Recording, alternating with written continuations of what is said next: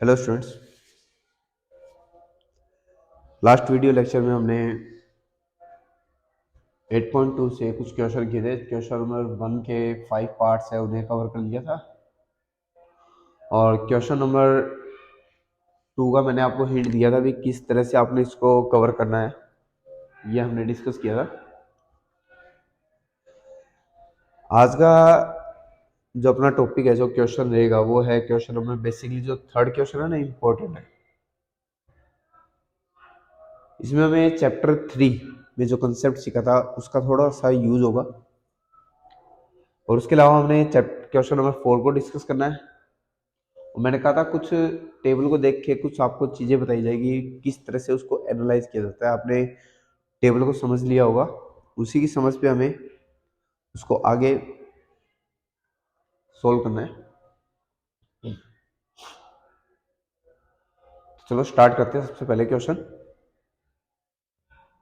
कहता है 10a+b हमारे पास दे रखा है √3 और 10a - b दे रखा है 1/√3। ठीक,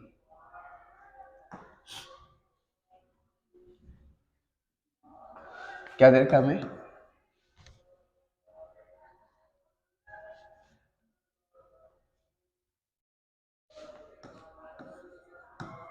लगता है सर्दी लग गई इसको। 10a+b हमें दे रखा है √3 और 10a - b हमें दे रखा है 1/√3।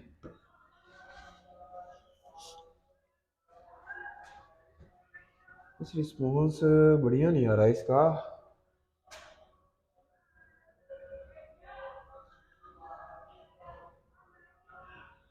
रुक के प्ले कर रही है। हमें ये दो चीज देखी है, हमें ए और बी एंगल बता रहे हैं क्या होगा। बहुत सिंपल है लेकिन अच्छा है क्वेश्चन। आप सभी को पता है कि 10√3 कब होता है? सर हमारे जहाँ तक याद है वैल्यू से 10√3 हमारा 60 पे होता है। वेरी गुड, बिल्कुल सही। ये कितना हो गया? 1060। और बेटा 1/√3 कब होता है? सर फिर 1030 पे होता है। गुड, 1030 कितना हो गया? 1/√2, सॉरी 1/√3। अगर एक चीज देखी जाए तो जो ये वाला पोर्शन है ये भी 10 में है और ये भी क्या है? 10 में। अगर दोनों को कंपेयर किया जाए, बाय कंपेयरिंग,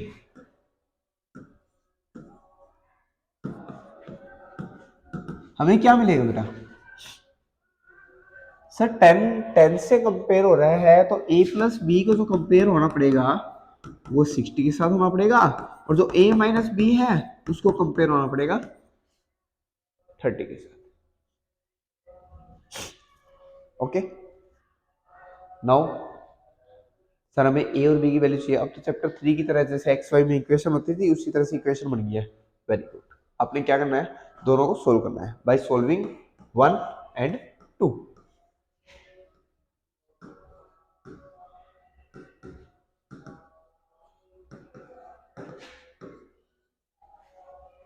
कैसे सोल्व करें बस ये देखना हमें। अगर हम इन दोनों को ऐड कर दें तो क्या मिलेगा बाय एडिंग?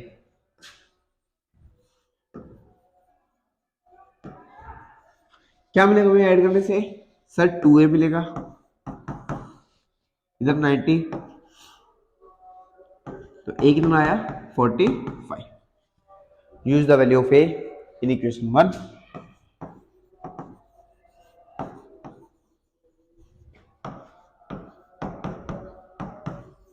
वी गेट, हमें क्या मिलेगा? a क्या है हमारे पास? a+b equal to 60। a की वैल्यू कितनी है? 45। तो नेचुरल सी बात है आपके पास b की वैल्यू कितनी आ जाएगी? Very good, 15। कितनी आ जाएगी? 15। तो हमने क्या चाहिए था? हमें a और b की वैल्यू चाहिए थी, कुछ भी नहीं था। बिल्कुल सिंपल से क्वेश्चन है, बस थोड़ा सा माइंड को सेट करके चलना है। ये नहीं सोचना मतलब क्या दे दिया, कुछ नहीं है। ये चीज दे रखी थी हमें, इक्वल टू वैल्यू दे रखी है, इधर 10 है तो हम कंपेयर भी 10 से करेंगे। तो 10√3 कितने पे होता है 60 पे, 1/√3 कितने पे होता है 30 पे। नाउ बाय कंपेयरिंग हमें क्या मिला, दो इक्वेशन, दोनों इक्वेशन को हमने सोल्व किया, हमें ए और बी की वैल्यू गेट होगी using third chapter elimination method. तो ये एक सिंपल सा क्वेश्चन था जिसको हमने ट्राई करना था। इसी के बेस पे एक एग्जांपल भी दे रखा है हमें, ये देखो ये रहा, यहाँ पर क्या साइन है, तो आपको ये वैल्यू भी किस फॉर्मेट में लिखनी पड़ेगी, साइन के फॉर्मेट में। इधर कौन है कोस, तो आपको 1/2 किसके फॉर्मेट में लिखना पड़ेगा, कोस के फॉर्मेट में, ताकि दोनों साइड को हम कंपेयर कर सके। साइन को साइन से कंपेयर किया जा सकता है, कोस को कोस से, तो हम कंपेरिजन आसान हो सके हमारे पास, इसीलिए हम दोनों को उसी हिसाब से वैल्यू पुट करेंगे और देन हमारे पास ए और बी की सेम वही वैल्यू आ जाएगी बाय सोल्विंग दिस। इसने वाई वगैरह इसलिए लिखा है कि हमने कैसे ये प्राप्त किया, हमने इसको साइन से कंपेयर किया तो ये वैल्यू आई, इसको ये वैल्यू आई, दोनों को सोल्व किया तो हमें ये आया by solving. Now the next, अब बात आती है टेबल को स्टडी करने की। देन हम क्वेश्चन 4 पिछली एक्सरसाइज का क्वेश्चन नंबर 11 को अच्छे से पढ़ पाएंगे, अच्छे से समझ पाएंगे। चलो हमारी टेबल का है,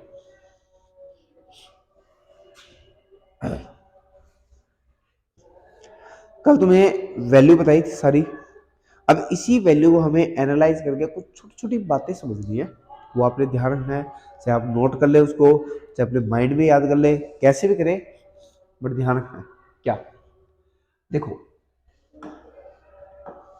पॉइंट्स क्या है, साइन के ऊपर चलते हैं हम ये देख रहे हैं कि एंगल 0 से कहां चला गया 90 पे, यानी कि इंक्रीज, एंगल क्या हो रहे हैं, इंक्रीज हो रहे हैं, 0 to 90 बढ़ गया ना, इंक्रीज हुआ। साइन की वैल्यू 0 से चल के कहां गई 1 पे, इट मींस इंक्रीज। यानी कि आप ये कह सकते हो कि सर जैसे जैसे हमारे पास एंगल बढ़ेगा वैसे वैसे हमारी साइन की वैल्यू भी क्या होगी, बढ़ेगी, राइट। यानी कि साइन और एंगल दोनों साथ साथ क्या करेंगे, इंक्रीज करेंगे 0 to 90 के लिए, 0 to 90 के लिए साइन जो है हमारे पास एंगल के साथ साथ क्या करेगा, इंक्रीज करेगा, बोलिए। बट 0 to 90 के लिए आप कोस क्या देख पा रहे हो, 0 से शुरू हो गए 1, सॉरी 1 से शुरू हो गए 0 पे आ गया, डिक्रीज। कोस क्या हो रहा है, 1 से शुरू हो गए 0 पे डिक्रीज हुआ, यानी कि जैसे जैसे एंगल बढ़ा कोस की वैल्यू क्या हुई, डिक्रीज हुई, 4 0 to 90 के लिए। नेक्स्ट 10 में क्या देख पा रहे हैं, 0 से शुरू हुआ 1, 1 से लेके नॉट डिफाइनेबल जा रहा है, चलते जा रहा है, क्या हो रही है वैल्यू, इंक्रीज। 10 की वैल्यू भी क्या हो रही है, इंक्रीज, बट कोट की वैल्यू क्या हो रही है, डिक्रीज। अगर सीक्वेंस वाइज याद करोगे ना तो एक इंक्रीज एक डिक्रीज, एक इंक्रीज एक डिक्रीज, ऐसे चलेगा, आसान होगा। कोट की वैल्यू क्या हो रही है, डिक्रीज, क्योंकि देखो बड़े से लेके आप 1 पे आए, फिर 1 से आप 0 पे आए, इट मींस डिक्रीज हो रही हो। सेकेंड की वैल्यू क्या हो रही है, चेक करो, 1 से गए 2 और 2 से फिर इंफिनिटी चले जा रहे हो, इट मींस क्या हो रहा है आपका, इंक्रीज। और फिर कोसिकेंट क्या हो रहा है, डिक्रीज। क्या देख पा रहे हो कि कुछ वैल्यू इंक्रीज हो रही है, कुछ डिक्रीज हो रही है। कौन कौन इंक्रीज हो रहा है आपका, एंगल के साथ साथ कौन कौन इंक्रीज हो रहा है, आपका साइन इंक्रीज हो रहा है, आपका साइन क्या हो रहा है, इंक्रीज हो रहा है। साइन के बाद में आपका टेंजेंट इंक्रीज हो रहा है, टेन भी क्या हो रहा है, इंक्रीज हो रहा है एंगल के साथ साथ। इसके अलावा और कौन इंक्रीज हो रहा है, सीकेंट इंक्रीज हो रहा है एंगल के साथ साथ। ये तीनों वैल्यू क्या है, इंक्रीज, अदर 3 क्या है, डिक्रीज। साइन के बाद कॉस डिक्रीज, अच्छा 10 के बाद कॉट डिक्रीज, सीकेंड के बाद कोसिकेंट डिक्रीज। एक को एक छोड़ के अगर आप सीक्वेंस वाइज नाम याद रखोगे तो आपके पास ये वैल्यू याद हो जाएगी कि कौन कौन इंक्रीज हो रहा है। एक तो आपने ये एनालाइज करना है टेबल से। अब आपसे कुछ पूछ ले भाई एंगल बढ़ा तो कौन इंक्रीज हुआ, आपका साइन इंक्रीज होगा डिक्रीज होगा, आप रिस्पोज कर सकते हो अगर आपको ये ध्यान है।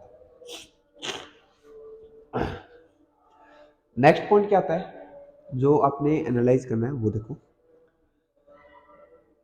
उसको याद रखने का एक तरीका भी बताऊंगा मैं आपको, बहुत इजी तरीका है। साइन की वैल्यू आप देख रहे हो 0 और 1 के बीच में मूव कर रही है।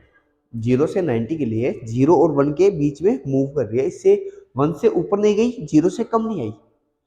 कोस की वैल्यू भी 0 और 1 के बीच में मूव कर रही है, ठीक है ना। तो ये दोनों कहाँ चल रहे हैं, 0 और 1 के बीच में चल रहे हैं, राइट। टेंजेंट की वैल्यू पे क्या दिख रहा है हमें, टेंजेंट की वैल्यू 0 से चल के इन्फिनिटी तक चलेगी, 0 से चल के इन्फिनिटी तक चली गई है, चलती जा रही है। ओके, ये आपकी वैल्यू 0 से शुरू हुई और चलती जा रही है, राइट।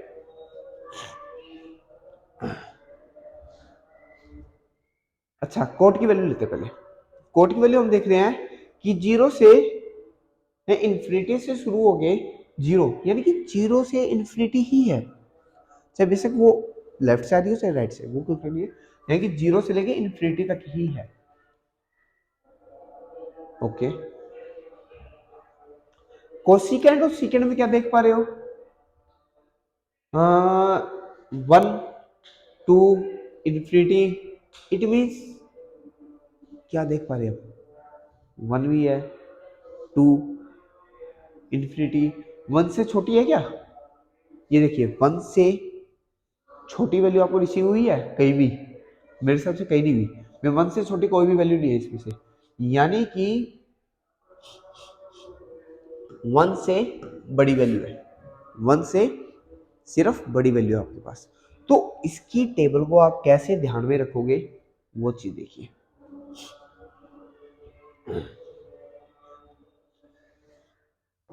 ये है 1, ये कौन है, 1 है आपके पास,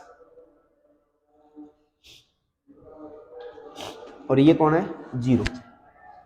तो 0 और 1 के बीच में, 0 और 1 के बीच में कौन कौन बैठे हैं, साइन बैठा है और कोस बैठा है। 0 और 1 के सेंटर में कौन बैठा है, साइन और कोस। 1 से बड़े के लिए कौन बैठा है, सीकेंट और कोसिकेंट। 1 से बड़े के लिए कौन है, सीकेंट और कोसिकेंट। और जो दोनों तरफ मूव हो सकता है, दोनों तरफ बोले तो है कि किसी भी साइड में जा सकता है, 1 से इधर भी और 1 से उधर भी, यही छोटा भी हो सकता है और बड़ा भी हो सकता है। वो कौन है दोनों साइड के लिए, दोनों के लिए हमारे पास कौन है, टेन और कोट है।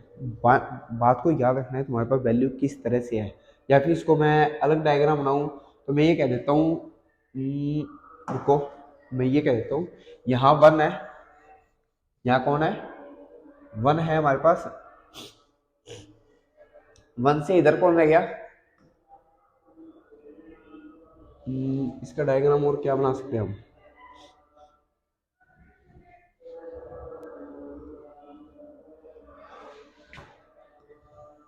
1 से इधर कौन रहेगा भैया, साइन और कोस। 1 से इधर कौन रहेगा हमारे पास, सीकेंट और कोसिकेंट। और दोनों तरफ कौन रहेगा हमारे पास, टेन और कॉट। आप ये याद रखो, 0 तो देखो हमारे पास है ही है, मिनिमम वैल्यू में 0 या नेगेटिव और फिलहाल हमारे सिलेबस में कोई काम ही नहीं है, तो ये एक माउथ बन गया, एक फेस बन गया आपका, ये आपका क्या बन गया, एक फेस बन गया। आप सेंटर में 1 हो गया, उसकी नोज की तरह काम कर रहा है। 1 से इधर कौन रह गए हमारे पास, साइन कोस रह गए। 1 से उधर कौन रह गए, सीकेंट और कोसिकेंट रह गए। और दोनों तरफ जो मूव कर रहे हैं वो कौन है हमारे पास, टेन और कोट है। इस डायग्राम से आप ये समझ सकते हो कि हम इन वैल्यूज की फीचर्स याद रखते हैं, अभी क्या होगा वास्तव में हमारे सामने, तो हम इन्हीं के बेस पे हमारे पास क्वेश्चंस के रिस्पॉन्स करने में। चलो क्वेश्चन की तरफ करते हैं मूव। ये डायग्राम याद रखें, सिर्फ फेस को, बीच में नोज की तरफ जो काम कर रहा है वो 1 है, और इधर जो हमारे पास आईज की तरह काम कर रहा है वो साइन कोस है, इस आईज की तरफ है सीकेंड कोसिकेंड, और माउथ की तरफ जो है वो टेन और कोट है।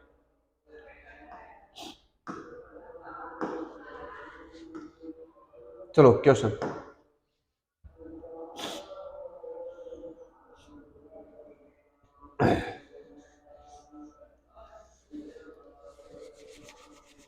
फर्स्ट क्वेश्चन, फर्स्ट में कह रहा है, देखो इसको याद ही रखना, क्योंकि इसका जो एक फॉर्मूला होता है वो आप +1 में जाके सीखोगे, ठीक है। ये चीज़ कभी बराबर नहीं होती, आप वेरीफाई भी कर सकते हैं। कैसे वेरीफाई कर सकते हैं वो देखो, चलो वेरीफाई करवाते हैं आपको। मान लो ये 30 और ये 60 है, तो ये कितना हुआ 30, ये कितना हुआ 60। इसका मतलब क्या हुआ साइन 90, कितना हुआ साइन 90, और साइन 90 पे वैल्यू कितनी होती है आपकी 1। अच्छा साइन 30 पे वैल्यू कितनी होती है बेटा 1/2। साइन 60 पे वैल्यू कितनी होती है √3/2। क्या इनको ऐड करके 1 आएगा सर? 1 तो नहीं आएगा, नहीं आएगा तो ये बराबर नहीं होते। पहली बात कि ये दोनों बराबर नहीं होते आपके पास, okay. The value of sine increase as theta increase, angle बढ़ा साइन बढ़ा, राइट, ठीक, सॉरी इस पे काटा लगा देते हैं आप, ध्यान रखिए। कोस इंक्रीज एंगल इंक्रीज, गलत। क्या साइन और कोस बराबर थे हर जगह? सर 45 पे सिर्फ बराबर थे, बाकी कहीं भी बराबर नहीं थे। कोट ए नॉट डिफाइन था जीरो के लिए, जब ए को जीरो रखा, जब एंगल जीरो होगा तो कोट क्या आएगा नॉट डिफाइन ही आएगा, राइट। तो आप बताओ टेबल से आंसर आए ना इसके, या तो बस यही ध्यान रखनी है टेबल। चलो पीछे वाले भी देखते हैं हमारे पास टेबल से क्या क्या डिपेंड करता है, जो हमने छोटा सा क्वेश्चन नंबर 11।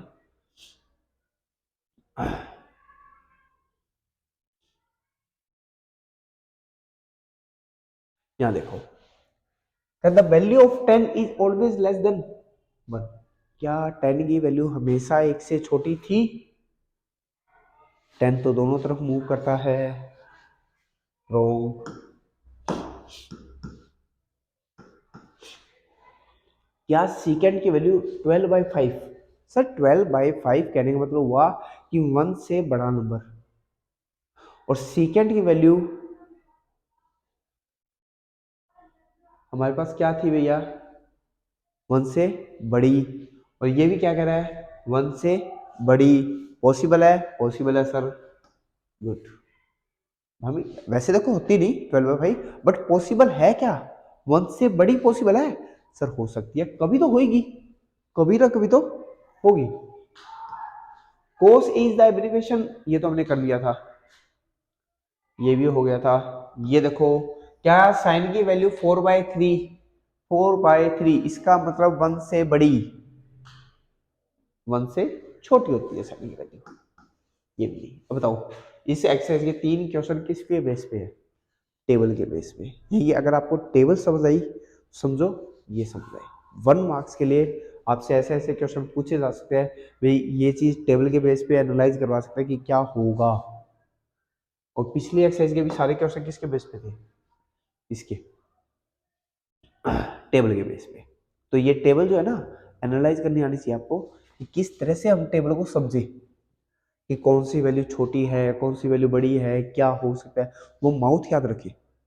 और अगर सीक्वेंस वाइज नाम याद है तो आपको इंक्रीज और डिक्रीज में कभी गलती नहीं होगी, कि sine increase cos decrease, 10 increase cos decrease, secant increase cosecant decrease, line wise है।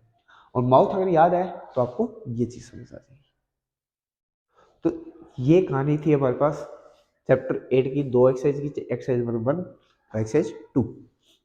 नेक्स्ट जो बात आती है एक्सरसाइज 3, थोड़ी सी कॉम्प्लिकेटेड है, अच्छी है, काफी बच्चों को दिक्कत आ सकती है इसमें, लेकिन मेरी तरफ से कोशिश ये रही आपको इजी से इजी वे में ये करवाने की कोशिश करूंगा मैं। तो मिलते हैं नेक्स्ट वीडियो में एक्सरसाइज हमारी 8.3 के साथ। तब तक के लिए enjoy your day with your family. Thank you, have a nice day.